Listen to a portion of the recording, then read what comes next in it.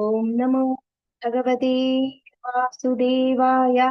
ദശകം 6, ശ്ലോക 10.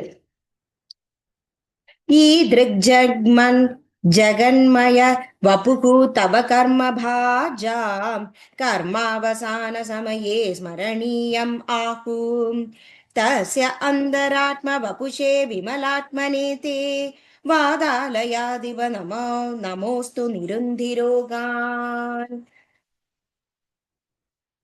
ഇങ്ങനെയിരിക്കുന്ന ജഗന്മയ വിശ്വന്മയനായ ഭഗവാൻ വപുഹു സ്വരൂപം തവ ഭഗവാന്റെ കർമ്മഭാജാം കർമ്മത്തെ ആശ്രയിക്കുന്നവർക്ക് കർമാവസാന കർമാനുഷ്ഠാനത്തിന്റെ അവസാനം സമയേ ഒടുവിൽ സ്മരണീയം ധ്യാനിക്കുന്ന അവസ്ഥ ആഹു മറ്റുള്ളവർ പറയുന്നു തസ്യ ഭഗവാന്റെ അന്തരാത്മാ അന്തര്യാമി രൂപനായിരിക്കുന്ന ഭഗവാൻ വപുഷേ ഓരോ ജീവാത്മാവിലും കുടികൊണ്ടിരിക്കുന്ന പരമാത്മാവാകുന്ന ഭഗവാൻ വിമലാത്മനെ നിർമ്മലമായവൻ തേ ഭഗവാൻ വാതാലയാധിപ ഗുരുവായൂരപ്പ നമോസ്തു നമസ്കാരം നിരുന്തി നീക്കുമാറാകണേ രോഗങ്ങളെ.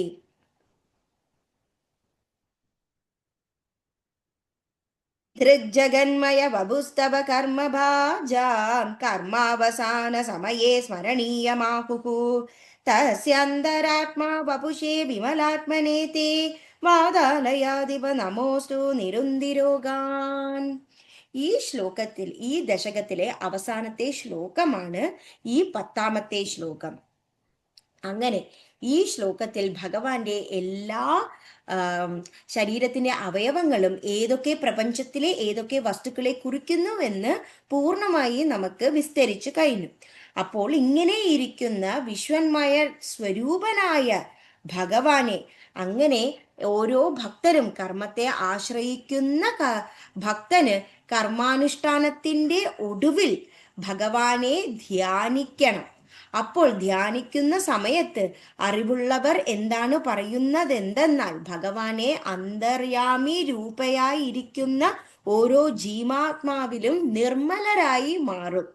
അപ്പോൾ ഭഗവാൻ അവരെ പരിശുദ്ധരാക്കുന്നു, പവിത്രതയാക്കുന്നു. അപ്പോൾ ഭഗവാൻ, നമ്മൾ ഓരോ കർമ്മം ചെയ്യുമ്പോഴും ഭഗവാനെ ധ്യാനിച്ചു കൊണ്ട് ചെയ്യുകയാണെങ്കിൽ നമ്മളും വളരെയധികം പരിശുദ്ധരായി മാറുന്നു.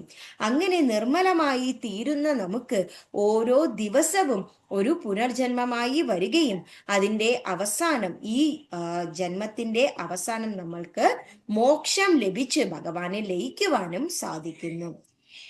ഇങ്ങനെയുള്ള ഗുരുവായൂരപ്പ, എൻ്റെ രോഗങ്ങളെ എല്ലാം അകറ്റിത്തരണമേ എന്ന് ഞാൻ പൂർണ്ണമായി നമസ്കരിച്ചു കൊള്ളുന്നു എന്നാണ് ഭട്ടതിരി ഇവിടെ പറയുന്നത്. Thank you. ഓം നമോ ഭഗവതേ വാസുദേവായ.